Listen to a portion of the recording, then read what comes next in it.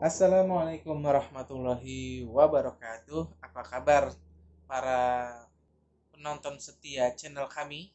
Kembali lagi di channel kesayangan kita, Biang Wali, bersama saya Andri Maulana.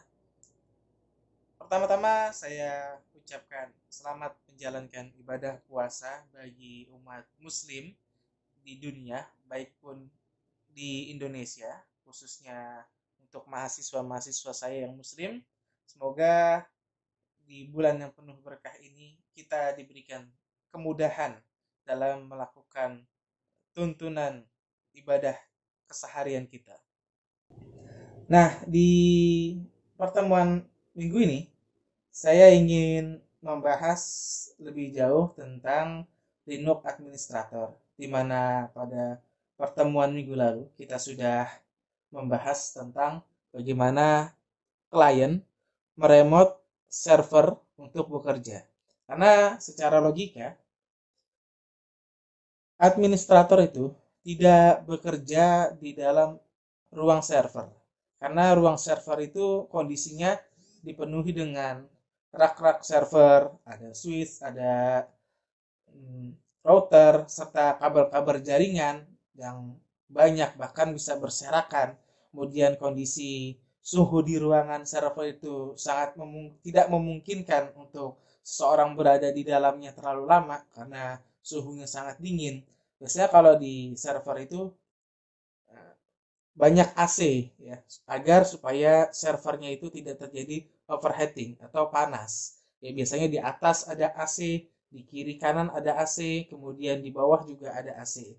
Kemudian di sana juga banyak listrik-listrik yang bertegangan tinggi. Maka dari itu biasanya administrator itu bekerja di luar dari ruang server, entah di ruang IT tersendiri bersama para IT dan programmer.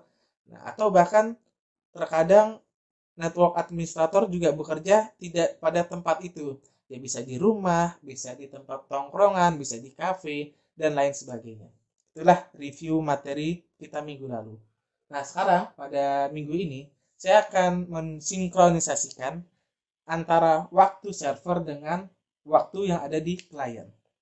Tapi sebelum kita bahas lebih lanjut, silahkan di subscribe dulu channel kita, kemudian dinyalakan lonceng notifikasinya, kemudian di-share ke teman-teman, ke kerabat, ke keluarga, ke saudara-saudara, agar channel ini terus berkembang dan memberikan semangat bagi kami untuk memberikan materi-materi yang bermanfaat.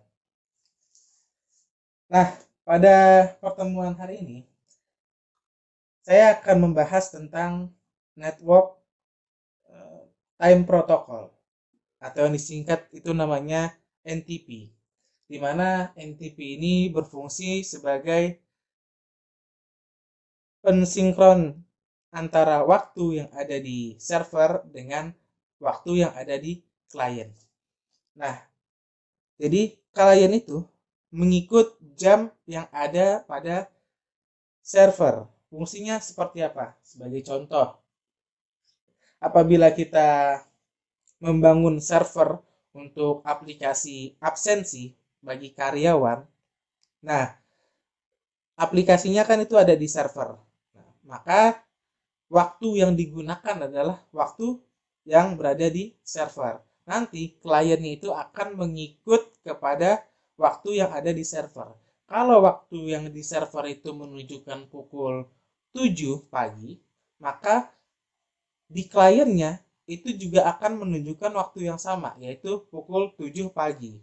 Kalau misalnya di sebuah perusahaan memiliki aturan maksimal absen itu pada pukul setengah 8 pagi, maka klien tidak boleh absen lebih dari setengah 8. Tapi ketika kita tidak menggunakan NTP, server yang cocok waktunya dengan server, maka ketika waktunya di klien itu sudah menunjukkan pukul 8, maka klien bisa merubah waktu yang ada di komputer di sebelah sini. Nah,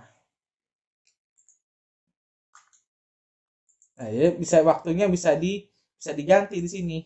Nah, Ini bisa kita ganti kalau waktunya dia jam setengah 8, dia ganti aja seolah-olah dia datang jam 7 di bagian apa control panel, kemudian time ya, ini bisa diganti. Nanti kita akan coba untuk menggantinya.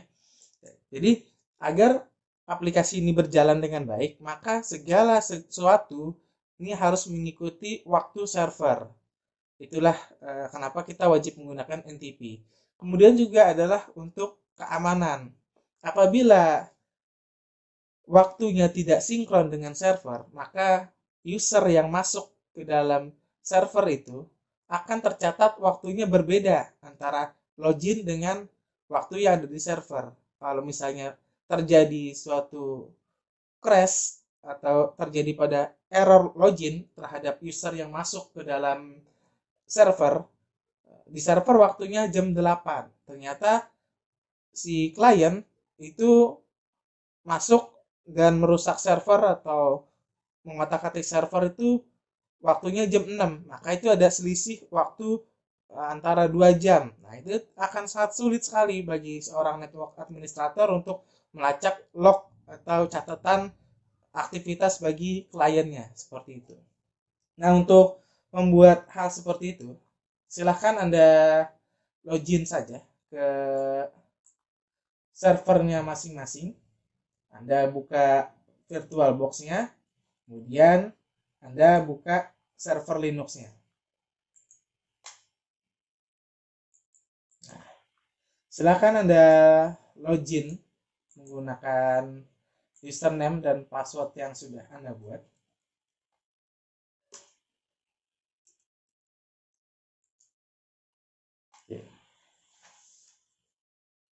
Ini pembahasannya sangat singkat, jadi harap diperhatikan baik-baik. Tolong disimak dengan baik agar Anda bisa mengkonfigurasi NTP ini. Nah, setelah Anda masuk ke dalam user, seperti biasa, kita login dulu ke bagian administrator dengan perintah sudo min i. Oke, kemudian kita masukkan password kita. Kemudian pastikan koneksi berjalan dengan baik. Karena kita mau menginstal aplikasi yang sifatnya online. Pastikan internet Anda berjalan dengan baik. Sekali lagi, apabila tidak berjalan internetnya, silakan Anda cek pada bagian internet sharing dari wireless ke adapter host only-nya. Kemudian Anda periksa lagi IP config-nya. Pastikan IP-nya sudah benar. Kemudian Anda cek lagi bagian DNS-nya. Nah, kalau sudah itu semua, silakan di restart network-nya dengan perintah init.d_networking restart. Nah, pastikan sudah terinstall, pastikan sudah connect ke internet. Tes aja ping ke google.com. Nah, untuk menginstalnya, Anda hanya butuh menginstal NTP saja dengan perintah apt min get install NTP. Kemudian Anda enter. Tunggu beberapa saat. Nah, do you want to continue? Kita pilih saja yes. Pastikan selama instalasi berjalan tidak terjadi error ataupun mendapatkan pesan failed atau gagal ketika instalasi. Silahkan dicek kembali bagian repositorinya pada pertemuan minggu lalu apabila repositorinya masih menggunakan repositori manual yang disediakan oleh Ubuntu. Nah, kita menggunakan repositori dari Kambing UI ya. Dan juga di sini dari ini lihat nih, dia ngambilnya dari kambingui.ac.id Ubuntu ya. Foldernya adalah trusty. Jadi tolong diperhatikan juga untuk update-nya repositori tersebut kemana. Nah, kalau sudah, kita lakukan sedikit konfigurasi. Ini ada di bagian kita buka text editornya, kemudian ada di bagian folder etc, kemudian kita masuk ke ntp.konfigurasi.conf. Oke.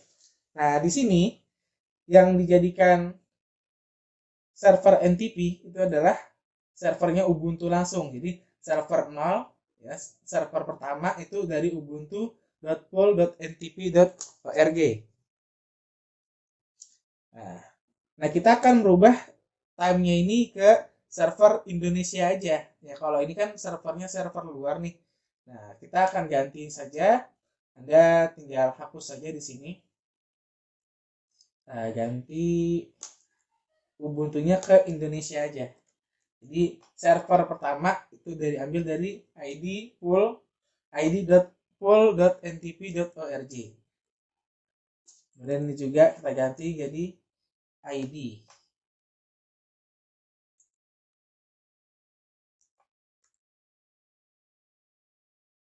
Ya, ini juga kita ganti jadi ID.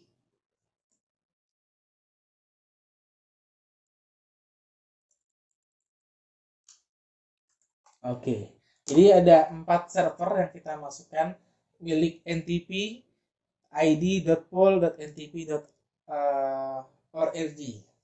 Atau Anda bisa sebenarnya lihat juga di internet, mungkin kita cocokkan juga. Biasanya yang sering dipakai adalah id.ntp, misalnya NTP Indonesia. Nah, ini sudah bisa lihat di pool.ntp.org.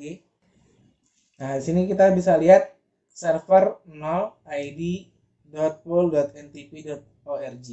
Jadi kita masukkan 4 server ini ke server yang kita miliki. Ya, kalau sudah, kita save, Ctrl O, kita tekan Enter, kemudian Ctrl X untuk keluar. Nah, kalau sudah, kita restart service NTP-nya dengan menggunakan sistem CTL service sistem CTL restart NTP. Oke, pastikan tidak ada error yang terjadi ketika kita restart NTP-nya. Kemudian kita cek dulu NTP yang sudah kita masukkan dengan perintah NTP key spasi strip P. Nah, di sini sudah kita lihat NTP-nya berjalan dari ntp.uii.net.id. Oke. Sampai sini sebenarnya konfigurasi NTP sudah selesai. Sekarang kita tinggal cocokkan pada bagian kliennya. Silakan Anda buka kliennya yang menggunakan Windows, boleh. Nah, kita akan masukkan IP yang berada pada server ini. Kita cek dulu IP-nya berapa. Ifconfig. Di IP server memiliki 10.10.10.1. Maka kita tes dulu. Kita pastikan untuk klien bisa connect ke server 10.10.1. Oke, sudah berhasil. Kemudian pada bagian time-nya di sini Anda bisa change date and time setting. Kemudian Anda masuk ke internet time di sini. Nah, di sini kemudian Anda pilih change setting. Nah, di sini saya sudah masukkan nih sebelumnya.